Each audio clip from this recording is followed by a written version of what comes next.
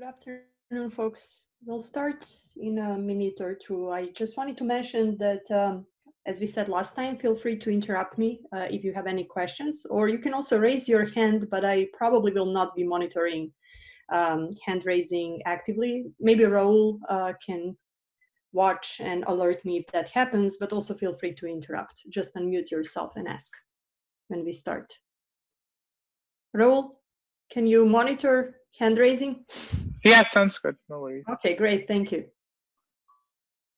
And also, if you have any feedback, if you want me to go back or clarify something, just send in the notes. Raul will watch it and or just ask, or just unmute and ask. I uploaded presentation online. I normally don't do it before the class, just because we don't know really in advance how far we would go with slides, and we may actually stop halfway through depending on how it goes. But considering that we're now teaching online, I thought it was a good idea that you have PDF of my slides before the class if you want to take any notes on the slides. And they're already in the folder with slides on Canvas, but you also have, of course, course reader, which basically has all the details of what I'll be talking about today, pretty much. So that's a chapter of the course reader, chapter 2. Okay.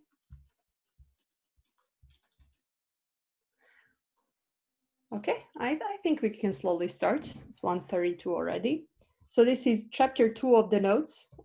We will today go through different mechanisms for confinement of light, which is very important for building resonators. And if you took introductory E&M classes, of course, and in the chapter 1, Raul was going through a confinement using perfect electric conductor.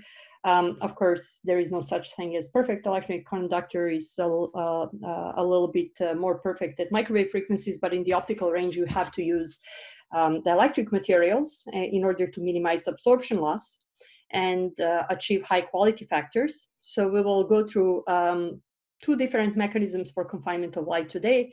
One is total internal reflection, which pretty much for all of you is probably a review. So we'll just review it quickly. And the other is distributed Bragg reflection, which is the underlying mechanism for confinement of light in photonic crystals. And photonic crystals are essentially just generalized distributed Bragg reflectors. Typically, distributed Bragg reflection is used as a definition of one-dimensional photonic crystals, and photonic crystals are structures with periodicity in 2 and 3 dimensions.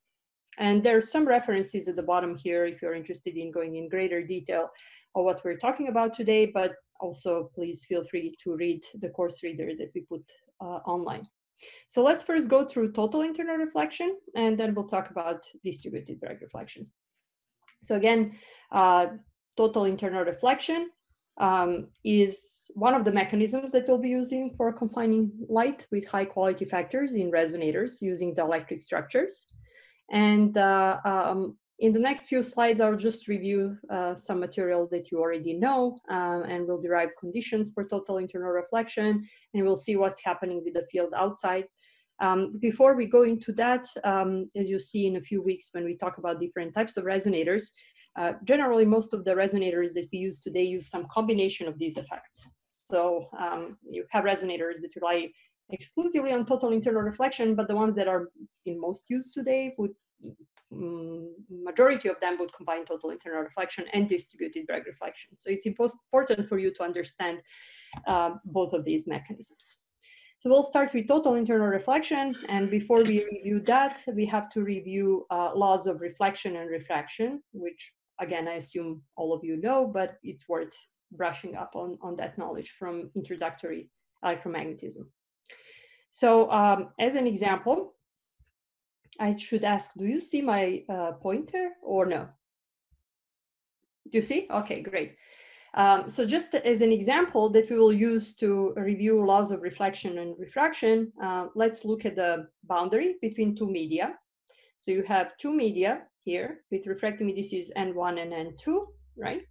And the boundary we chose to be at z equal to 0 for simplicity. It can be anywhere in space. So z is the vertical axis, x is the horizontal axis, y goes into the screen, right?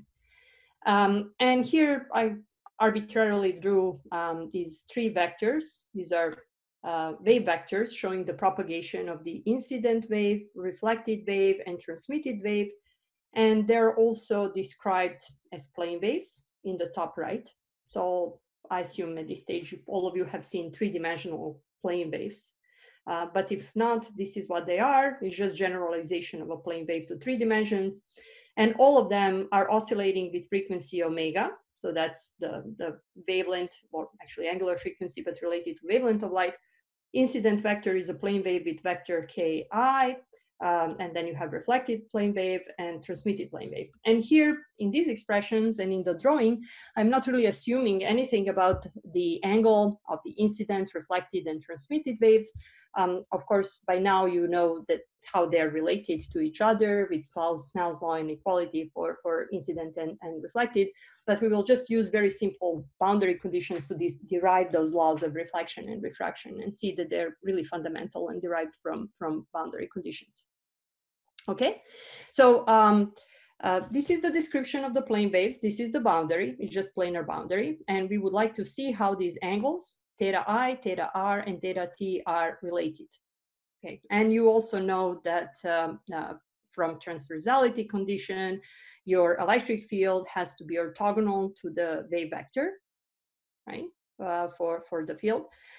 So your electric field can have any orientation in the plane orthogonal to the vector describing propagation. But for simplicity, we will choose a so-called p-polarization, right? And p-polarization means that electric field or polarization is in the plane of propagation, right? So what is the plane of propagation here? It's the plane of the screen. It's the XZ plane, which means that electric field would be orthogonal to the wave vector and would have X and Z components. As probably many of you know, in addition to the p polarization, there is also S polarization, which means that electric field would be orthogonal to the wave vector, right? And it would be in the Y direction here. So now let's see what is happening here when you have this situation and how we can actually derive the laws of reflection and refraction, right? Okay, is everybody on board here? Okay, good. So again, we have electric field only in the XZ plane, right? And we are writing boundary conditions, right? So you probably, again, remember from electromagnetism that boundary conditions dictate that tangential component of electric field has to be preserved at the boundary. So that's given here. And you also know that normal component of displacement vector has to be preserved, but we're here just writing it for tangential component of electric field, okay? So what is a tangential component of electric field? You have to look at both sides of the boundary, underneath the boundary, or in the region with refractive index N1, you have incident and reflected wave X component, and then in the region with refractive index N2, you have transmitted wave X component. And you just write that for incident and reflective field, sum of the X components is equal to the one for transmitted wave, right? So that's just the boundary condition. And this has to be satisfied at any instant of time and at any point along Z equal to 0, because that's where the boundary is. So now we just go back to this and see when this is satisfied, right? So it has to be satisfied at Z equal to 0 at any instant of time, right, along the boundary. So let's write that down, right? And in order to satisfy this relation with some specific amplitudes for incident, reflected, and transmitted wave at any instant of time at any point at Z equal to 0, you have to actually choose that all of these arguments in the exponent are equal. If you don't do that, if you assume that they are not equal, then you will not be able to satisfy this relation with certain choice of amplitudes. So then if you assume that they're equal, then you can actually also find some relation between the amplitudes for incident and reflected and transmitted wave that works. So everybody is on board still? Some feedback? Okay. And also let me know if you would like me to slow down or be faster. So then let's write the equality for the arguments for all three of these, right? So it's just that the exponentials for the plane wave have to be equal. And obviously you can also cancel omega t in all of them. We're assuming that all the waves have the equal frequency, which would always be the case if you have a linear medium, right, you're not really changing the color of light at the interface. Frequency is exactly the same. And then go a little bit further, right? So you cancel omega t. You know that your dot product between your wave vector and position would be decomposed, expressed as a superposition of these three components. You're writing this boundary condition along z equal to 0, so you can cancel the z term for all of them, right? And also you have to recall that we picked to derive this for p-polarization of light, which means that y component of wave vector is 0. Your field, your wave vector is, your field is propagating in the x-z plane, right? So you actually don't have the y component of the field. And you also don't have y component for the wave vector. So now we represent all of these dot products just as kx times x for all three of them, and we cancel omega t. And from all of this, we obtain the following relation, that essentially in-plane components of the k vector, which are x components of the wave vector, are equal for all three waves, right? So that is a consequence of the boundary conditions at the planar interface. And we could have started from the S polarization of the field. It would have been exactly the same conclusion. Nothing would have changed. In that case, the only field component that you have would be the Y field component, and you write the boundary conditions for the Y field component. So you would conclude exactly the same thing and write exponents to be equal. So now if the X components of the wave vector are equal, right, and you can also cancel X here because this has to hold for any value of X along the interface. If lateral components of the wave vector are equal, you can actually directly from this relation derive laws of reflection and refraction. So you represent your X components of the wave vector from the magnitude of the wave vector and just simple trigonometry, right? So for example, for incident wave vector, this would be 2 pi over lambda times n1, because that's the medium with refractive index n1, times projection of that vector on the x-axis. And similarly for reflected wave, which is also in the region with refractive index n1, and for transmitted wave, which is in the region with refractive index n2. And you plug that back into the equality of the wave vectors, and you obtain this. From the first and the third expression, you will obtain law of transmission, which is basically Snell's law. And from the first and second expression, you will obtain law of reflection, right? So if the first and the second expression are exactly the same, that will imply that incident and reflected angles are the same. And from the equality of the first and third, you can write that n1 sine theta I is the same as n2 sine theta t, which is Snell's law. And I'm sure that all of you have seen this. Maybe you haven't really seen this derivation from boundary conditions. So that's how for a plane wave, angles describing incident, reflective, and transmitted waves would behave, right? But now we go a little bit further into seeing the conditions for the total internal reflection, right? And for total internal reflection, we go back to Snell's law and look at for the condition when you have actually transmission into the second medium. Any questions before we go there? Yeah, is it also correct to assume that the continuity of the tangential electric field also applies to the phase on either side of the medium, meaning you can't have an abrupt phase change at the interface? Yeah, you don't have abrupt. I mean, you just write the equality. I mean, the way we wrote boundary conditions does include the phase already, right? So there is no change in the phase that is happening at the interface, but you write the total, you decompose it into tangential components, and that includes both amplitude and phase, right? So as you said, there is no abrupt change, and from the continuity of phase, you also have continuity of the in-plane component of the wave vector. Yes. Thanks.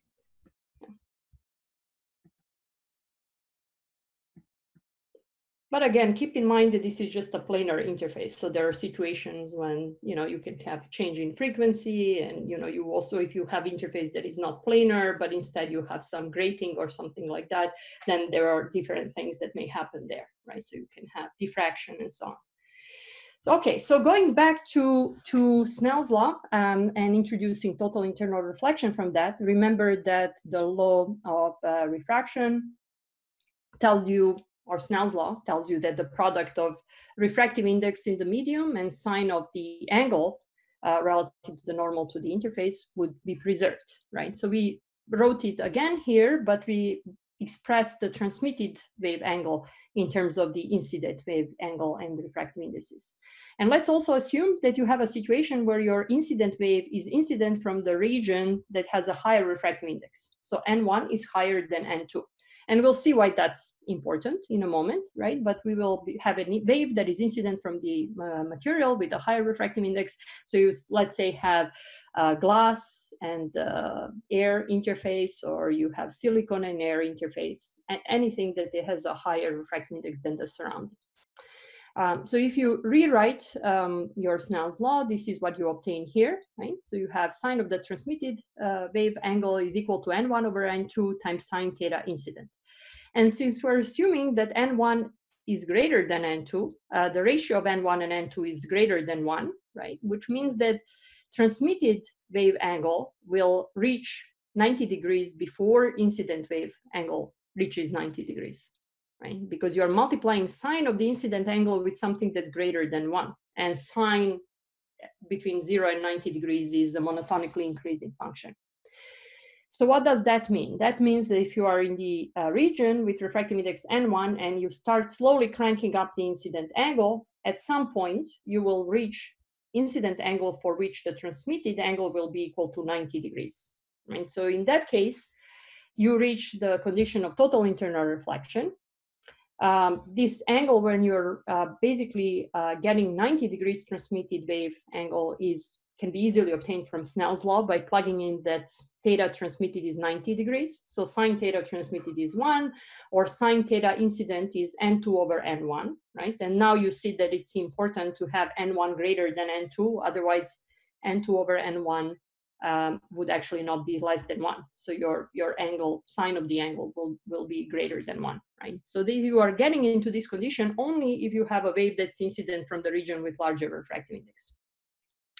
So the critical angle would be angle whose sine is equal to N2 over N1, which is of course under our assumption less than 1, right? So that would be 1 over 1.5 if you have something like glass and air interface. And once you reach that angle, your transmitted wave angle would be 90 degrees. So if you calculate power flow into direction perpendicular to the interface, there would be no net power flowing and propagating field in the second medium. But as we'll see in a moment, field is not zero in the second medium. There is a non-zero field, but there is no transmitted power in the second medium, real transmitted power in the second medium. We'll see in a moment that the field in the second medium would be evanescent. So what is happening in that case in this geometrical optics picture is that your incident wave would be completely reflected back. So if you're plotting it in the ray picture or geometrical optics picture, then just the wave bounces back from the interface under the same angle, and there is no transmission into the second medium. But if you do a more accurate calculation, you will see that the field in the second medium is not zero. So this very simple picture of the ray bouncing from the interface under an angle greater than the critical angle is not really completely accurate, because it would mean that field in the second medium is zero. Instead, you have an evanescent wave that you can actually calculate very easily from the expressions that we already have. So how do we find the C field in the second medium? Well, we just go back to what transmitted wave is, right? So your transmitted wave has some amplitude that you can find from boundary conditions, and it also has the phase that depends on the amplitude of the transmitted wave vector and has frequency omega. You can write this dot product, decompose it again into the x and z components. And by the way, this holds in under any condition for any incident wave angle. So I can still decompose it and find all the different components.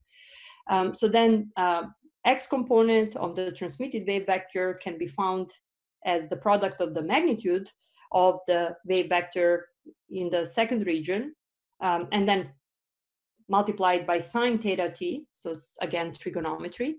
And then a z component is the same thing multiplied by cosine of the transmitted angle. And we can also apply Snell's law that holds even in the condition of total internal reflection, to massage this expression a little bit and express it differently. And we know from Snell's law that n2 sine theta t is the same as n1 sine theta I, right? So that's one thing that we know. And the other thing that we know is that we can express cosine theta t as square root of 1 minus sine squared theta t, and then again express sine theta t from Snell's law. And that's this expression here. So that's it. That's this here. So that's basically just the expression that we had at the beginning, and then combined with Snell's law. All of this still holds when you have total internal reflection. We'll just see what is different in the condition of total internal reflection. So maybe you can tell me what's interesting about this expression with the square root when we're in the regime of total internal reflection. What do you expect it to happen as you're going from the regime of normal refraction to the regime of total internal reflection? Any thoughts? It becomes imaginary? Yes, exactly. So the whole expression under square root becomes negative, right? Which means that the square root becomes imaginary. And this whole thing, this dot product, remember, goes into the exponent of the transmitted wave multiplied by I, right? So whatever becomes an imaginary term multiplied by I becomes a negative term. So what would that mean? That would mean that the wave exponentially decays away from the interface, okay? So when you plug it back into the transmitted field, here we go. And by the way, everything that I have about the horizontal line are the things that we had on the previous slide. So this is just a review, right, for you, for what we had on the previous slide. So going back to the transmitted wave and plugging back in dot product between the wave vector for transmitted wave and R, you obtain this here, right? So this term with minus sign comes from that imaginary term that became negative in the regime of total internal reflection, like square root expression under the square root that became negative, or the whole thing became negative once multiplied by I. And then this thing here comes from the first part, which was still positive, right? So what is this telling you about the electric field in the regime of total internal reflection? Is it disappearing in the second medium? Right? It's not disappearing, it's not zero. If you look at it for z greater than 0, which is everything above your interface, right? And that's where we calculate the transmitted field, it's not 0. It just exponentially decays relative to the interface, which is at z equal to 0. This term here describes exponential decay, right? And you can even calculate exponential decay length of the field relative to the interface. So it would depend on the incident angle, refractive indices, right? Depends on the wavelength. And I mean, this term here describes propagation along the interface. It kind of behaves like a surface wave traveling along the interface as well. And that's given by this here. And oscillation still happens at the angular frequency omega. So we can just summarize this, rewrite it a little bit better. The most interesting part is this exponential decay term that we can write as e to the minus z over zp, where zp is some penetration depth, where field drops to 1 over e of its initial value at the interface, and that penetration depth can be obtained from this expression by combining everything other than z, right? So that tells you where relative to the interface at z equal to 0, the field would drop to 1 over e of its initial value. And as I already said, it depends also not only on wavelength, it depends on the angle, depends on refractive indices and so on. And you know, people use this method often for sensing. I mean, in some very simple biosensors, people would actually put molecules into the second region and do total internal reflection. And if they would like to probe some properties of a small layer of molecules next to the surface, they would control this penetration depth so that only certain layer of molecules are probed in this process, or their refractive index is probed. And refractive index often can vary as a function of some process that is happening in the system. So although this seems very simple, actually it has important consequences, and because it tells you that by controlling incident angle, for example, you can control how far you are exciting or having non-negligible field in the second medium as in the regime of total internal reflection, right? So that would have important consequences for sensing applications. But also for resonators that we will be discussing later on, it also has important consequences, because it's telling you that if you, for example, have a resonator that only relies on total internal reflection, and that would, as an example, be a microtoroid or microsphere or ring resonator, right? A lot of so-called whispering gallery mode resonators that people are using. This non-zero field outside of the resonator or any structure that confines field by total internal reflection tells you that you can still excite field from the outside, because there is some penetration depth and region where field is not equal to zero. And this is exactly how we would excite the field, by exciting that evanescent tail of the field of the resonator, right? So if you put something there, if you put some molecules, if you bring the fiber in, which by the way also confines light by total internal reflection, so you bring a fiber taper, you can have evanescent tails of the modes interact, and you can have a transfer of the power between one structure and another structure that relies on total internal reflection.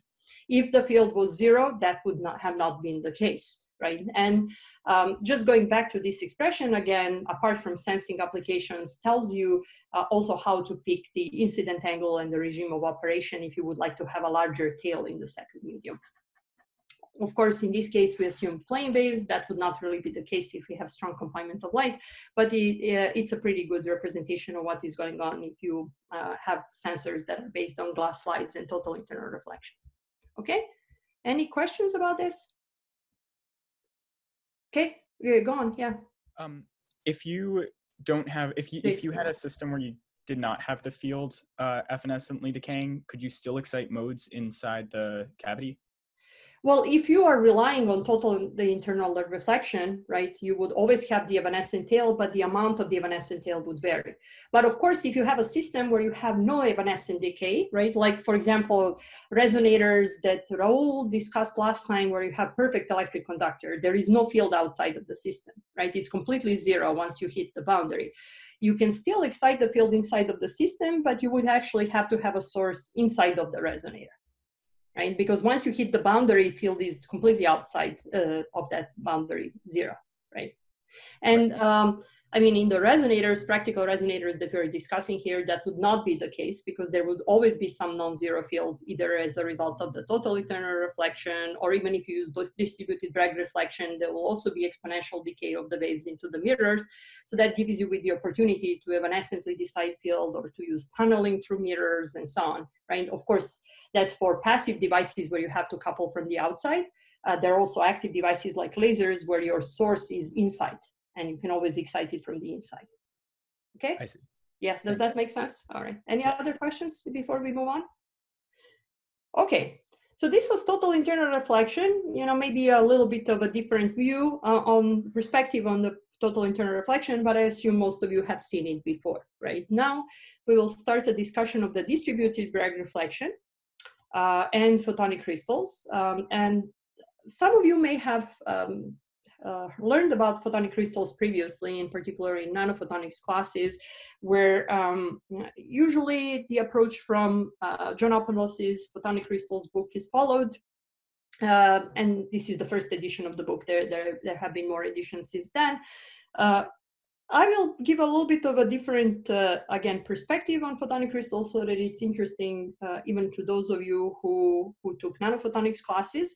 And I like to introduce them through the approach from this reference, Yariv Optical Waves in Crystals, chapter 6. If you are actually interested in reading this, I strongly recommend it. It's one of my favorite optics books. And the reason why it's also very interesting is because this book predates photonic crystals. It's from before 1987, when photonic crystals were proposed in seminal work by Jablanovic and John.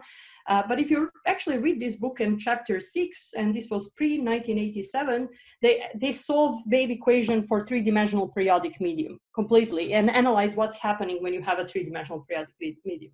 And the book is called Optical Waves in Crystals, right? But that in this case includes nonlinear crystals and periodic media. So they technically analyzed all the photonic band gap and everything before people even propose photonic crystals. And I like to do it because I actually really like the approach that they follow. I think it's great and gives you more intuition regarding block modes and band gap and everything. And also it gives you a different flavor. It's very different relative to the other references that usually people follow when they introduce photonic crystals. So yeah, I mean, that's what we will be doing here. And I repeat the derivations that they already have in that book.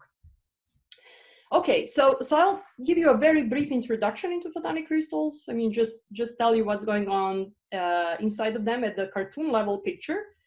And then we will go into the derivation of this master equation in periodic media following your even Ye.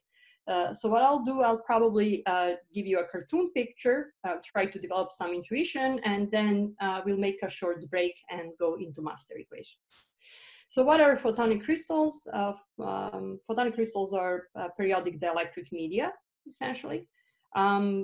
We will start by discussing one-dimensional periodic media, which people generally refer to as distributed Bragg reflectors.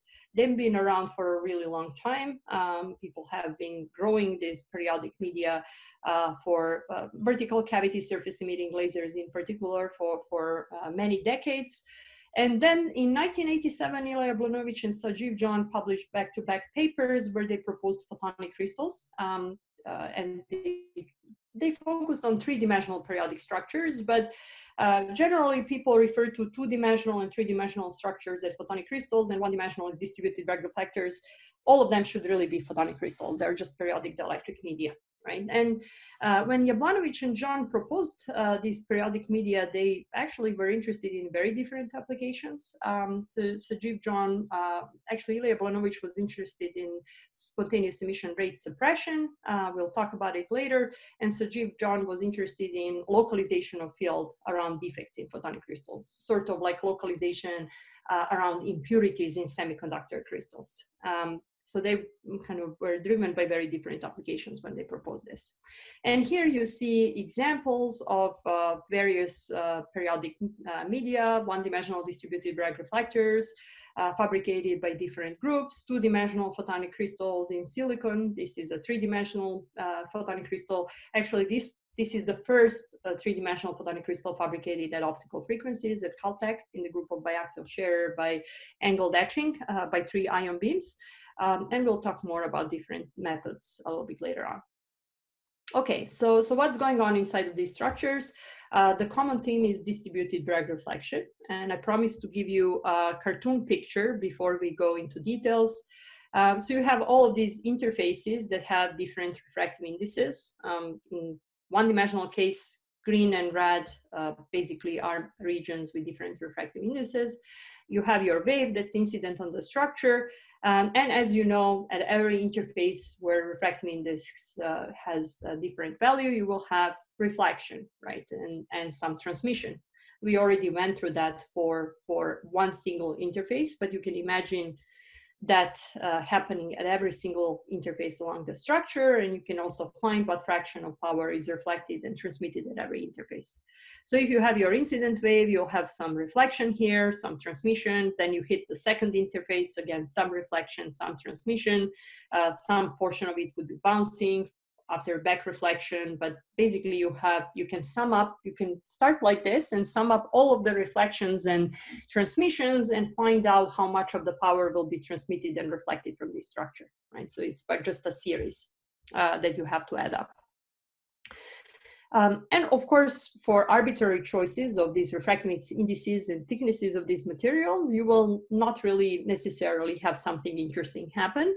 But if you pick the thicknesses and refractive indices of these layers in such a way that all of these reflections add up in phase, okay, and obviously thicknesses and refractive indices are very important for each specific wavelength where you would like this to happen, then you can have distributed Bragg reflection, which means that all of the reflections add up in phase and you can reach the reflectivity which approaches 100%. That, of course, can happen in more than one dimension. If you have a two-dimensional structure like the one here, you have the same thing happening. You launch your wave, you have partial reflections from all of the interfaces, and for the right choice of material refractive index, in this case, that would be the slab index, and holes would just have refractive index of 1, and the right choice of periodicity and a right wavelength. All of these reflections can add up in phase, and they can add up in phase in more than one direction. Right? So that's the most interesting part. Then in photonic crystals that are periodic in more than one dimension, you can have this large net reflectivity in any direction in plane for two-dimensional photonic crystal, or any direction in space for three-dimensional photonic crystal. So that gives you with more opportunities, provides you with more opportunities for confining light. Even if you look at this picture here, it's clear that for the right choice of parameters, this one-dimensional reflector is a mirror, right? So if I take, and you can buy mirrors like this, right? So you can actually purchase from companies high-quality mirrors that are produced by depositing materials with different refractive indices. So each one of them is a mirror, and you can put two of them, and that's your resonator. Field would bounce in between.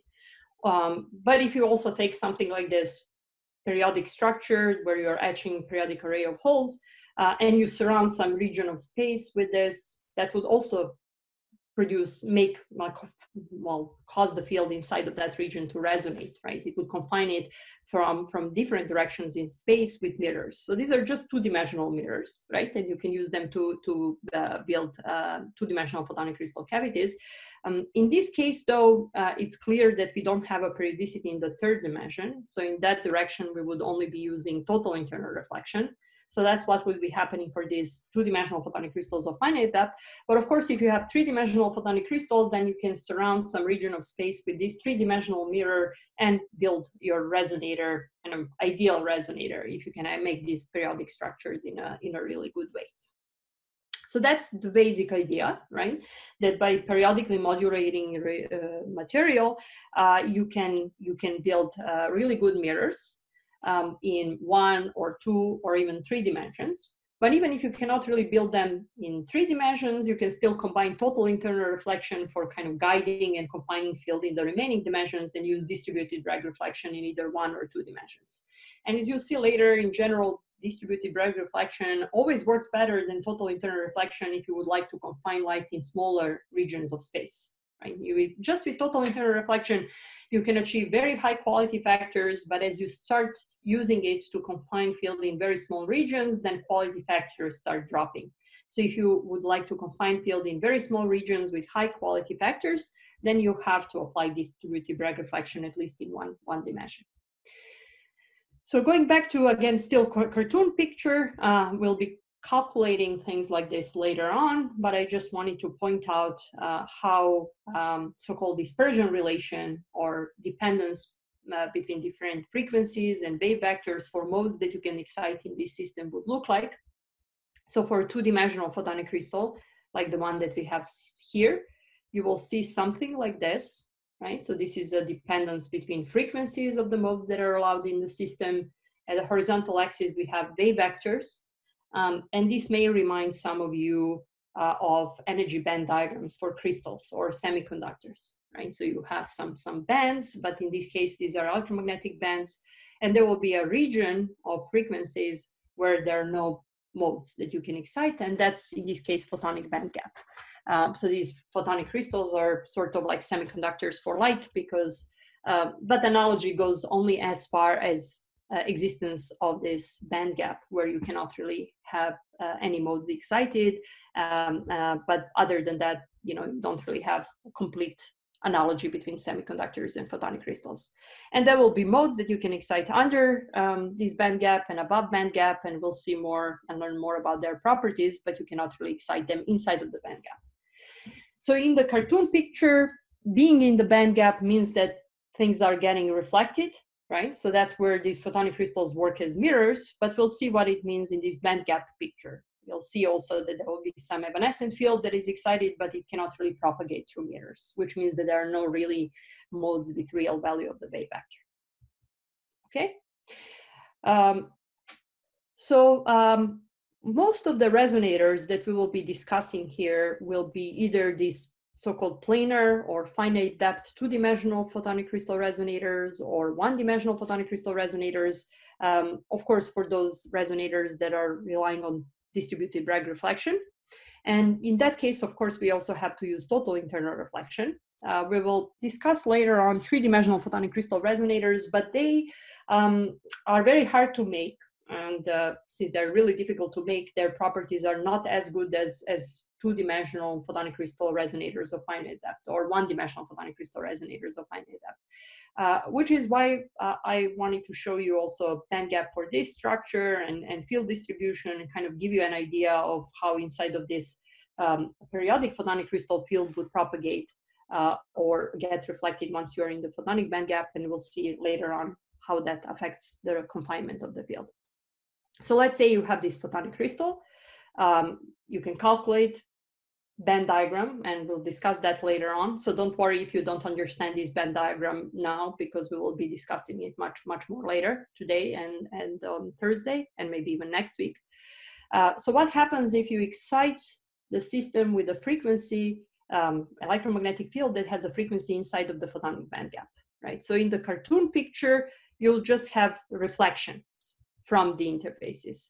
This is what happens, right? So I know that inside of the photonic band gap, you have partial reflections from all of these interfaces with different refractive indices, and these partial refractions would add up in phase or almost in phase, and that leads to large reflectivity. So that's our cartoon picture, right? If you really run electromagnetic simulation for this, we'll see how field exactly looks like. Of course, this system has third dimension where the structure is not periodic, so we will be using total internal reflection there. And total internal reflection just tells you that field will be confined, bounce from the interface because of just the incident angle being greater than the critical angle. That's the ray picture. It's not exactly accurate when you have strong confinement, but it's good enough for the cartoon picture that we're discussing now. So if you run simulations of what is happening when you excite the system with the frequency that's inside of the band gap, this is what you would see, right? So this is excitation at the frequency that's inside of the band gap. And in this case, you will see that field is getting reflected. So we're just driving it with a point dipole at the frequency inside of the band gap. And if you look at the mirror carefully, what do you see, right? Is field zero in the mirror? You know, field is not zero, right? So there is some decay into the mirror, like we had decay in case of total internal reflection. So there is some penetration depth into the mirror, but eventually the deeper you go into the mirror, the field would disappear, evanescently decay, right? So there is again evanescent decay into the mirrors, but the net power flow in the direction perpendicular to the mirror would basically be zero for sufficiently large mirror, right? Or thick mirror, right? So that's what's happening there. And if you look at the vertical cross section of the structure, you will see guiding, right? So in this case, we have guiding, which is basically a result of the total internal reflection. So a little bit more complicated than ray picture that we showed before, but basically telling you that at this frequency, you can have guided modes in the system. And if you took introductory optoelectronics classes where you analyze very simple slab waveguides, right? Or bridge waveguides, but let's go back to slab waveguides, which are just slabs of material, and solution is the easiest there. I mean, all of these structures are just slab waveguides with some periodic modulation on top, right? So the modes, if you look at them in the vertical direction, whatever modes you can excite in the system would be slab waveguide modes. But then because of this periodic modulation, you would actually produce something like a band gap and these different bands that you can see in the band diagram. But in the vertical cross section, all of these modes technically look like slab waveguide modes, right? And they originate from slab waveguide modes. Okay, any questions here? Okay, so before we make a brief break, I just wanted to say one more thing as an introduction into what we'll be doing after the break, right? We spent the last 10 or 15 minutes discussing this cartoon picture of photonic crystals. But you know, if you want to analyze them more rigorously, we should first start from the equation that describes all photonic crystals. And that's this equation here, right? So all photonic crystals are described with the electric constant that is periodic. And that periodicity could be in 1, 2, or 3 dimensions. right? And in one dimension, of course, that would just be one-dimensional vector in particular direction, such as z here. In 2 dimensions, you'll work with 2-dimensional vectors. A would be some lattice vector in 2 dimensions, and R would be in the xy plane. And in 3 dimensions, again, periodicity would be described by the periodicity of the structure. And here I'm just showing a diamond lattice of spheres, right? I mean, there are many different ways of making crystals in 3 dimensions and periodic structures in 3 dimensions. And when people started studying photonic crystals in the late 80s, early 90s, most of the effort for the first 10 years or so was on analyzing band diagrams for various distribution of the electric constant in 3 dimensions, you know, face center, cubic, diamond lattice, and so on. And people, and in parallel, trying to make structures with different distribution, which is very challenging process. But a lot of people who worked on condensed matter physics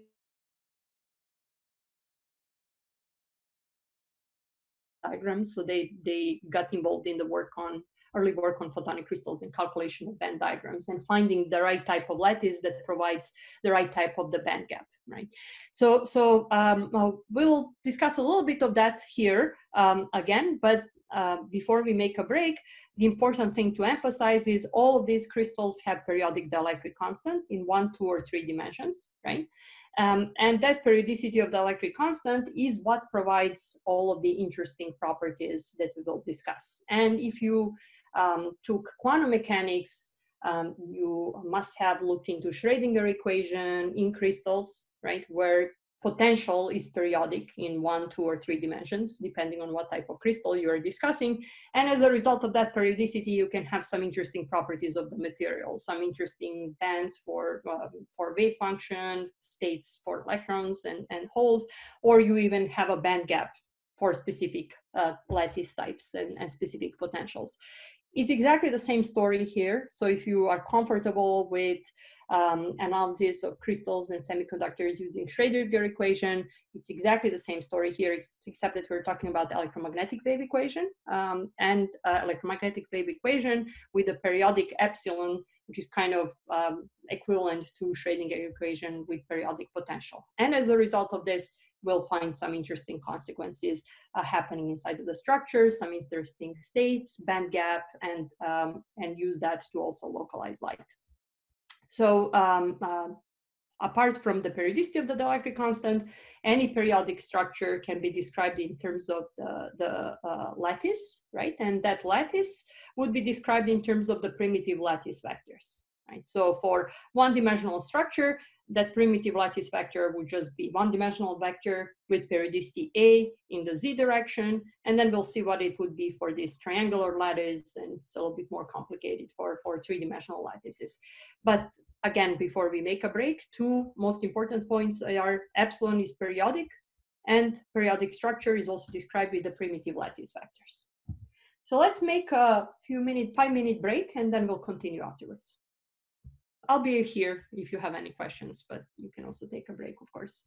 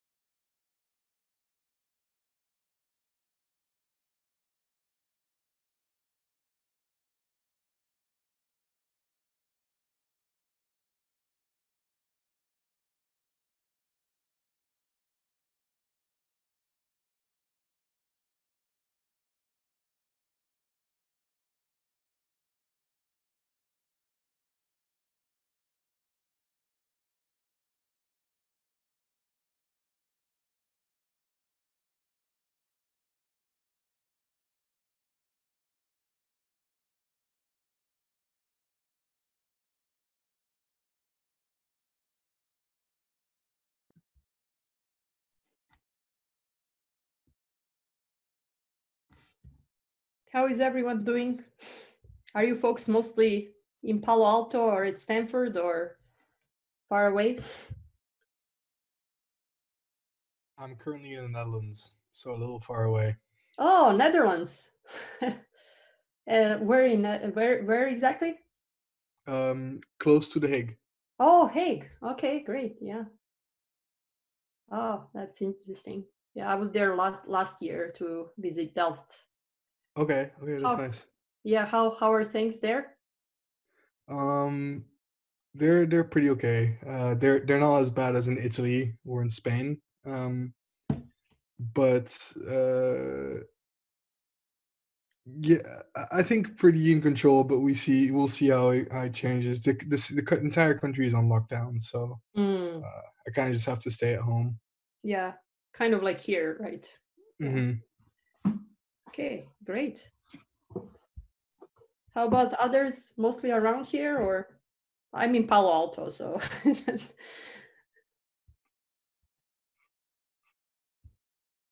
And I know Raul is here.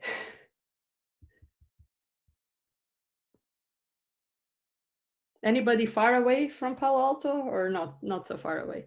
Where I'm are in you, Philadelphia. Jason? You're in Palo Alto too.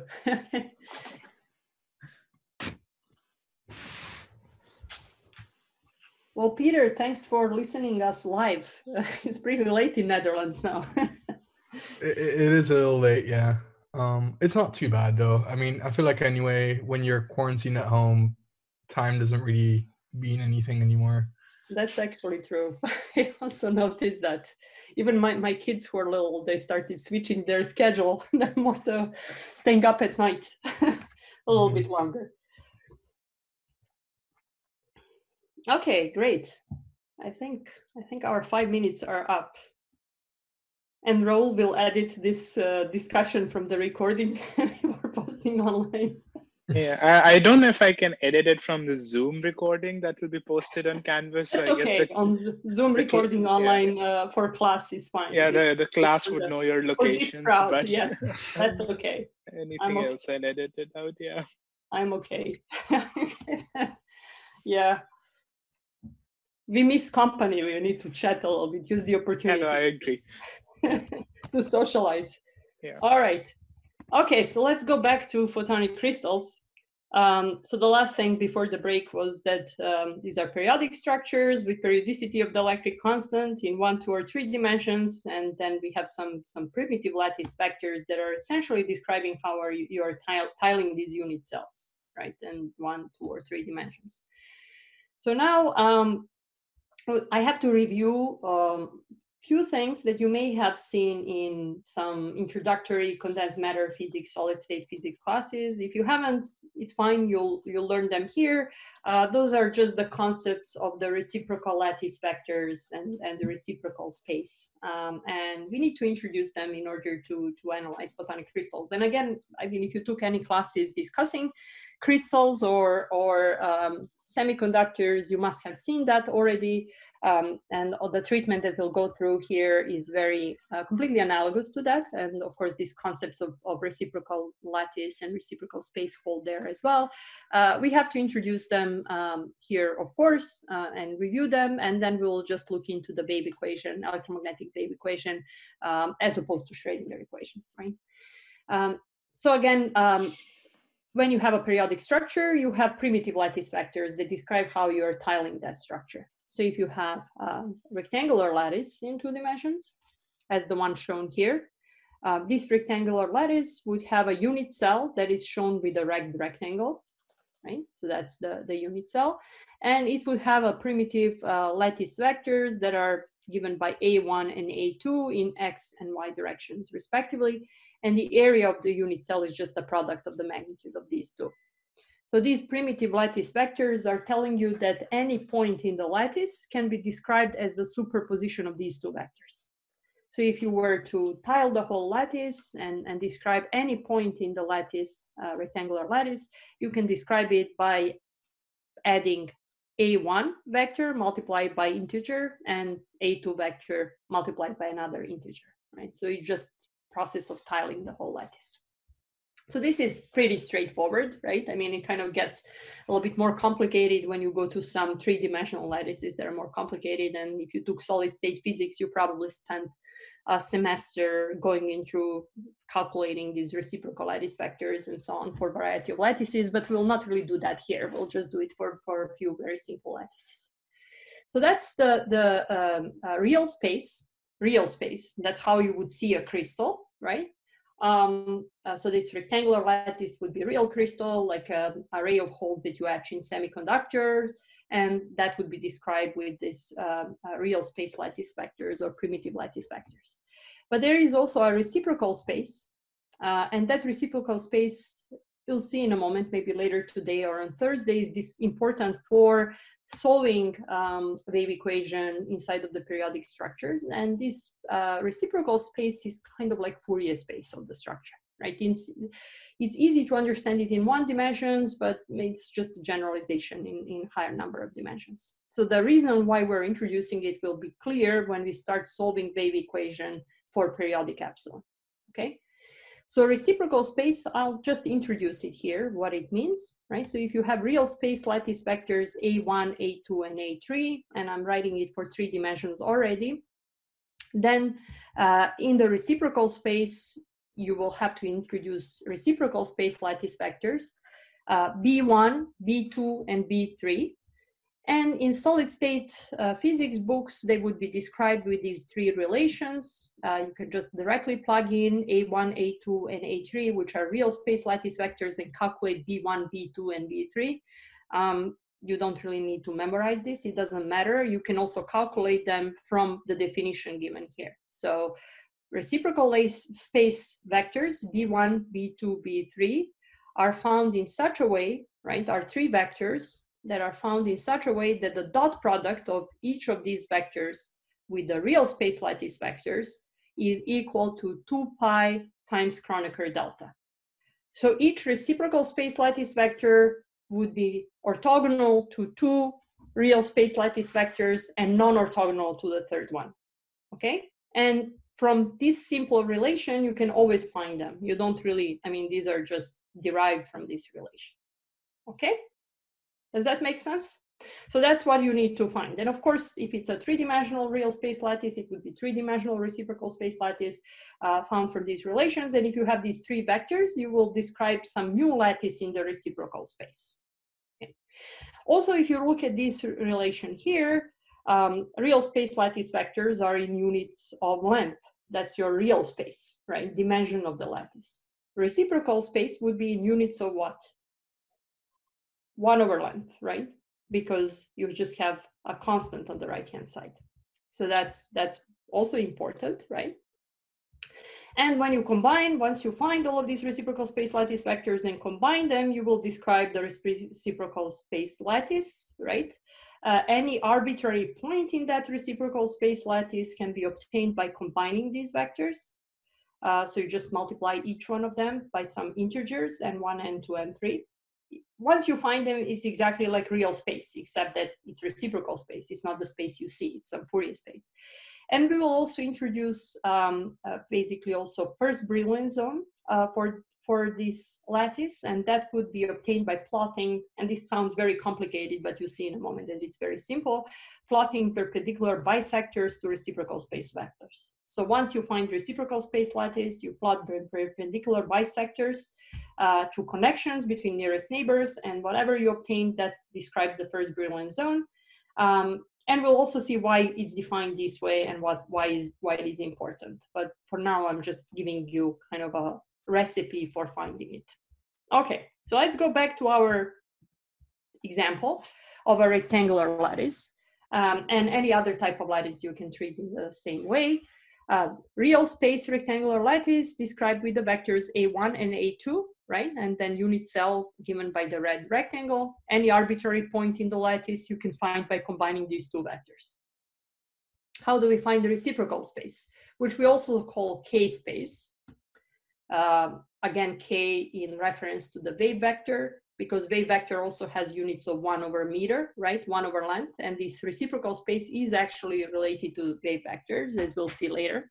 So how do we find the reciprocal space lattice? We first have to find reciprocal lattice vectors, primitive reciprocal lattice vectors, B1, B2, B3, or here there are only two of them, B1 and B2. How do we find them? We go back to the definition that these vectors, these two vectors can be found from the relation given here. So to find B1, right, B1 would not be orthogonal to A1, but it would be orthogonal to A2, and similarly for B2, okay? So that means that B1 times A1 would be 2 pi, and B1 dot product with A2 would be 0, which already tells you that B1 is oriented along the x-axis, and the length of B1 is 2 pi over A1, right? And same for B2, okay? Does that make sense? So that way, actually, you obtain these two vectors that are, again, along kind of x and y directions. So these are not x and y directions. These are now kx and ky directions, but they're kind of aligned with the x and y directions because we're talking about reciprocal space, right? So there is no length anymore. Length is in units of 1 over length. But, you know, because of this orthogonality, you know how they would be aligned, how reciprocal lattice is aligned to the real space lattice, but they're in two different spaces. Keep that in mind, right? And once you have these vectors, 2 pi over A1, 2 pi over A2, you can describe any point in the reciprocal lattice by combining them, right? So any integer times 2 pi over A1 or plus integer times 2 pi over A2 in this direction would give you different points in the lattice. So in this particular example of a rectangular lattice in real space, reciprocal space lattice is also rectangular, okay? That's not always the case. Reciprocal lattice can have different symmetry than the real space lattice, but here it's a rectangular lattice, okay? Maybe a simple question, if you have one-dimensional lattice, what would be the reciprocal lattice? So if you just have one-dimensional distributed Bragg reflector and it's periodic with the periodicity of A, what would be the reciprocal lattice? First, how many dimensions would it have? One dimension with one dimension, right? Pi over A. One, exactly. So 2 pi over A, right? Based on this relation in the same direction, exactly. So there is only one relation, and then it's one-dimensional. Okay, great. So that's the reciprocal lattice for rectangular lattice. It has dimensions 2 pi over A1, 2 pi over A2. Those are reciprocal lattice vectors. Unit cell would be described by these vectors. It's shaded here in the reciprocal lattice. And we also want to find first Brillouin zone. So now the recipe I gave you was first Brillouin zone can be obtained by plotting perpendicular bisectors to the reciprocal lattice vectors. So you pick any atom or any node in this lattice and you plot perpendicular bisectors, okay? So let's pick this atom or this node and plot perpendicular bisector to nearest neighbor connections. So what are the nearest neighbor connections? The nearest neighbor connections would be these 4 atoms. These diagonal ones are not nearest neighbor connections. So here I magnify that, okay? Here is one bisector, the other one, third one, fourth one, right? And those 4 lines would define the first Brillouin zone, okay? And we will see also that there is something called irreducible first Brillouin zone, where you reduce this to something even smaller by symmetry, which would be basically, I mean, it's kind of intuitively clear that each quarter of this should be kind of the same, right? Because these are just positive or negative directions. And then by symmetry, it will be enough to know all the eigenstates in the system in 1/2 of each subrectangle, which is a triangle. But I mean, there is more science to it. I mean, if you want to be rigorous, but I'm just saying that there is also something called irreducible first Brillouin zone. That's not what I plotted, and that's a subset of that, which defines the full set of eigenstates for the system. So that's the first Brillouin zone. Why is that interesting, right? So if you look at this first Brillouin zone, remember how we found it. We plotted perpendicular bisectors to nearest neighbors, okay? And found the region of space that is defined by that. So what does that mean, right? Nearest neighbors are separated by reciprocal lattice vectors, right? So if you start from this node and add a reciprocal lattice vector, you would get to other nodes in the lattice, right? But because of the way we define the first Brillouin zone, if you start from any point in the first Brillouin zone and add any arbitrary reciprocal lattice vector, it would take you out of the first Brillouin zone. Does that make sense? And that's because we started with perpendicular bisectors. So any point here, pick arbitrary point inside of this region, add any reciprocal lattice vector, and again, reciprocal lattice vectors are superpositions of 2 pi over a1, b1 and b2 multiplied by integers, right? But add any of them, and you will always go outside of the first Brillouin zone. And this is exactly the reason why we introduced first Brillouin zone, because we will show that all of the eigenstates, solutions of the wave equation for k and k plus g and k plus arbitrary reciprocal vector are the same, right? So if you know all the solutions for all of the points inside of the first Brillouin zone, you'll know solutions for every other point in K space. Okay?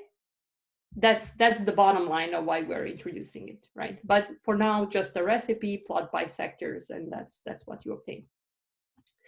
So that was for rectangular lattice. We discussed it for one-dimensional system. Of course, if you go to more complicated lattices, it will get a little bit more complicated, but you can still find it from these basic relations between dot products of the real space vectors and reciprocal lattice space vectors. I mean, you can always find 3 vectors, b1, b2, and b3, so that those relations are satisfied, okay? Or you can plug in directly into the relations I showed you a few slides back. So if you take other types of lattices, and this is just an example of a diamond lattice, you can find also reciprocal lattice, and then first Brillouin zone would be this truncated octahedron for once you calculate it based on perpendicular bisectors. Again, this is not really important for us, and the irreducible first Brillouin zone would be the yellow region inside of this. It's not really so important for us, but I'm just mentioning that there is a generalization for 3 dimensions. So now we have about 10 more minutes or so, so we can now go into, at least set up the problem and see how we will solve a wave equation for periodic media, and see what interesting consequences of the solution of that wave equation are. And we don't really have time to completely solve it today, so we will just introduce the problem and see how we will solve it and set up the so-called master equation. But then next time we will discuss more the properties of the solutions of that master equation, and the concept of block states will pop up, and then you will also see periodicity in reciprocal space, and why you only need to find eigenstates inside of the Brillouin zone, and so on, right? And again, we're doing it for electromagnetic wave equation, but the same thing holds also for Schrödinger equation with periodic potential, and you may have seen that already. So going back to periodic media, all periodic media are described with periodic dielectric constant. Okay, so we have periodicity in some number of dimensions. And now, just for generality, I will write the problem in 3 dimensions, right? Assuming general case of periodicity in 3 dimensions. But keep in mind that you can also reduce periodicity to 2 dimensions or to 1 dimension, in which case you just have distributed Bragg reflectors. And it's not a bad exercise. We can actually do it on the side as we're discussing 3 dimensions, because just looking into the problem in 1-dimensional case may help you clarify why things are the way they are. So if you have a periodic function, and in this case you have like epsilon, the electric constant, which is periodic, any periodic function can be expanded in Fourier series, okay? But if it's periodic in 3 dimensions, then you have to expand it in 3-dimensional Fourier series. If it's periodic in 1 dimension, you'll expand it in 1-dimensional Fourier series, right? So for 3-dimensional periodic function, here is the Fourier series expansion. You'll have Fourier components, and you have Fourier coefficients, epsilon g, and those coefficients would be calculated from this integral here, right? Where you calculate integral over the whole unit cell of the lattice of epsilon. Again, that's the periodic function, times e to the minus I g dot r. And then you also normalize it with the volume of the unit cell. And this g that you have in here as a label on the Fourier coefficient, and also in the argument of the integral that you use to calculate Fourier coefficient, is calculated from this relation, right? So it's exactly describing reciprocal space lattice. It's exactly the same story. So if you haven't seen this, then we can actually just quickly go back to the case of one-dimensional Fourier functions where that would be easier. So let's imagine that it's not three-dimensionally periodic, but it's periodic in one dimension. So epsilon of x is epsilon, or epsilon of z is epsilon of z plus a, right? One-dimensional periodic function. That can be expanded as Fourier series. You'll have some sum over different Fourier coefficients. So what is in the exponential for one-dimensional Fourier series, right? You will have n times 2 pi over a times z, right? So what is 2 pi over a? When I asked you about one-dimensional lattice, you told me that reciprocal lattice vectors are 2 pi over a, right, in the z direction. So n times 2 pi over a would describe reciprocal space for the one-dimensional lattice, right? So that's essentially G for one-dimensional lattice. Does that make sense? Okay. And you calculate also coefficient for one-dimensional lattice as one-dimensional integral from 0 to a, so that's your unit cell, of epsilon, same thing, but here is dz times epsilon of z times e to the minus I times n times 2 pi over a times z. Right? Right? So it's just one-dimensional Fourier series. So normalized instead of the volume by the length of the unit cell, integral over one dimension, epsilon of z times e to the minus I times n times 2 pi over a times z. So this G for is just replaced with the G for one-dimensional periodic lattice. In 2 dimensions, it's the same story, except that it's a 2-dimensional vector. And in 3 dimensions, you just need to take reciprocal vectors. I mean, all of the reciprocal vectors for the reciprocal lattice and calculate Fourier coefficients at those points. Okay, so that's what it is. And this is already telling you why we actually bothered to introduce reciprocal lattice vectors, because that reciprocal lattice space is essentially a Fourier space for the lattice that we need in order to expand the epsilon. Okay, so what do we know, right? So we know that the field in this structure has to satisfy Maxwell's equations. And here we just write curl equations for the field, assuming that it oscillates at frequency omega, and assume that it's e to the minus I omega t. It doesn't matter. It could be e to the plus I omega t. It doesn't change anything, right? I just love to do e to the minus I omega t because of quantum mechanics, but it's fine. So you write it for field oscillating at frequency omega. You plug it into the curl equations. So these are curl equations for monochromatic field, right? And there are no currents in the system. And when you take the curl of the second equation and combine it with the first equation, you obtain the wave equation in the system for electric field, okay? And of course, it's you cannot really simplify it much further here because we have periodic epsilon. So divergence of electric field is not 0. We'll be playing with that a little bit later on, but we'll keep it in this form, right? That's the wave equation that holds, okay? And we know that this holds and that epsilon is also periodic. So epsilon can be expanded in Fourier series. So epsilon can be expanded in Fourier series. These are Fourier series that we had on the previous slide. But we also know that any arbitrary field can be represented as a Fourier integral. I mean, no matter what the solution for the field in the system is, you can always find Fourier components for that and expand it in terms of the Fourier components. There is nothing special about it. I'm just writing that arbitrary solution for the field is the 3-dimensional integral over some k space. So that's our Fourier space over Fourier components times e to the I k dot r. Of course, if you had more electromagnetism, then you would know that this is a plane wave expansion, right? So e to the I k dot r is these are plane waves, and I'm essentially just expanding arbitrary solution for the field in terms of the plane waves. And A of k would give you a contribution of a particular plane wave to the solution.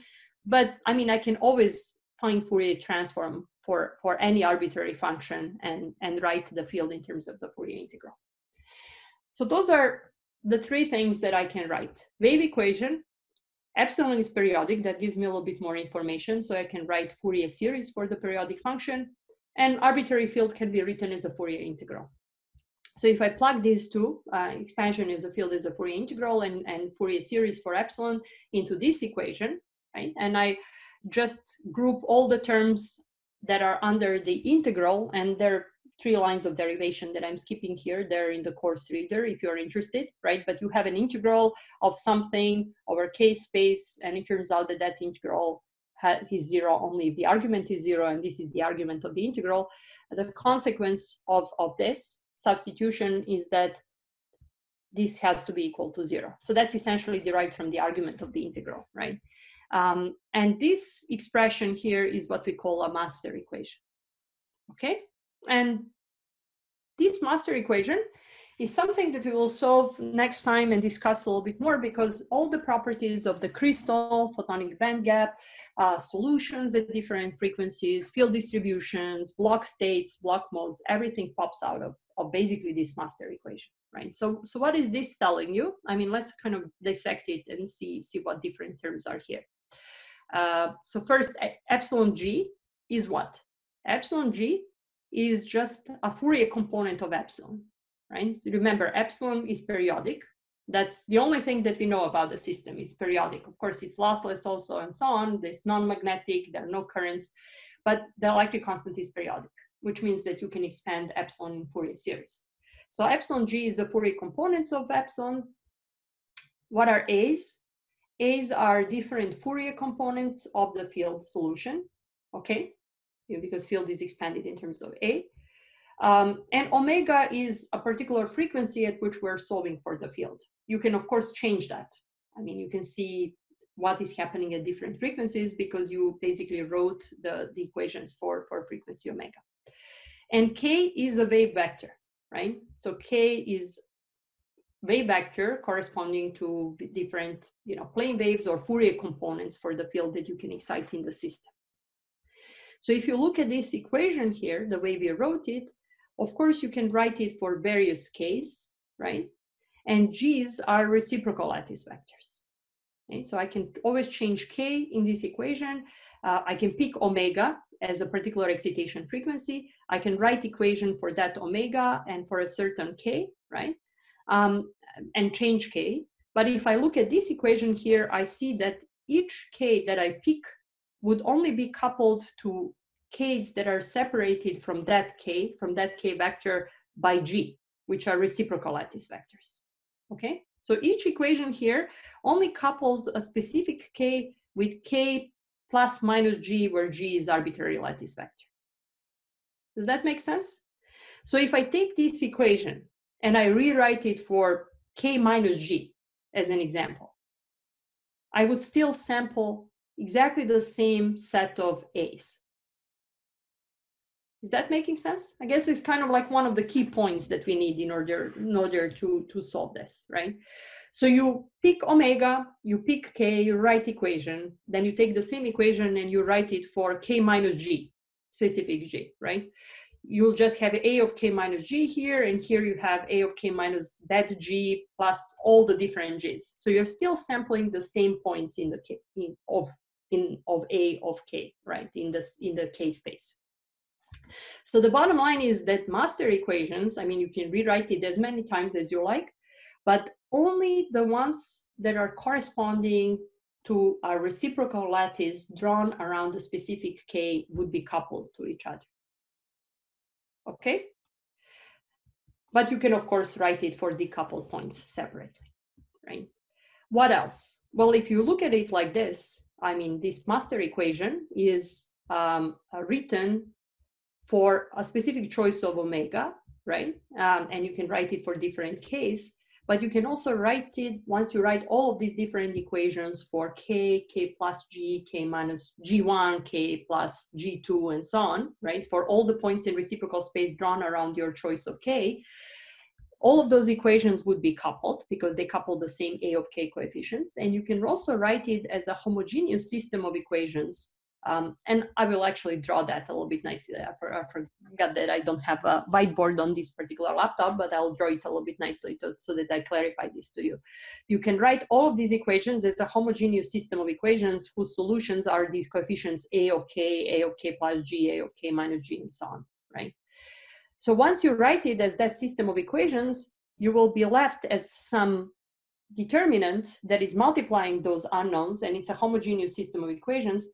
So that determinant that you will have, that matrix that you will have that multiplies all of the A of K's, will only depend on omega and K. And again, don't worry if you are done getting everything now, because this is exactly what we will be doing on Thursday.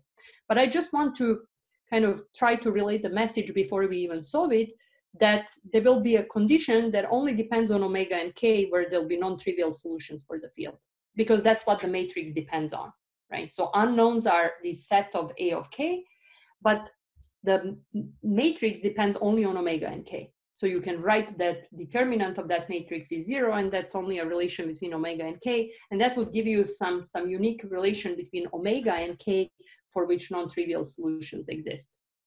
And that relation will exactly be a Venn diagram of the system, where you have solutions for the field, right? Not every combination of omega and K will allow for field propagation or non-trivial coefficients. So what is the trivial solution? Trivial solution means that this homogeneous system of equations has a solution when all A's are 0, right? If all A's are 0, field is 0, right? That's a trivial solution. That's not what we want, right? We want to find a solution where A's are not 0, which means the determinant depending on omega and K will be non-zero, and that will give you the Venn diagram for the structure. So that's what we'll spend the next few classes solving, right? But now it's the time to wrap up. Sorry, I see I'm 2 minutes over time, right? So we'll just stop here, right? And again, there are a bunch of slides that we haven't finished yet. Next time we'll start from here, review what we did, and then see how non-trivial solutions are connected, and how block modes pop up from basically this master equation, and how you can find Venn diagram by looking at the non-trivial solution of this system. Okay?